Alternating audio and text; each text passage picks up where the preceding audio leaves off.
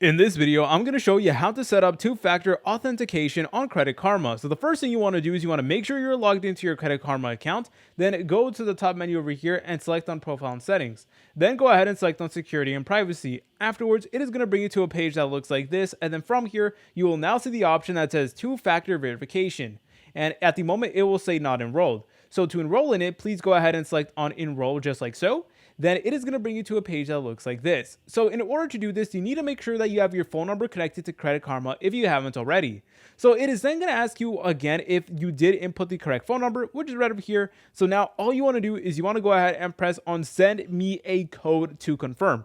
So again, this was only going to work if you do have a phone number connected to Credit Karma. All right, then what you want to do is you want to go ahead and just press on send code, and now it is going to send a code over to your phone number that you did input previously.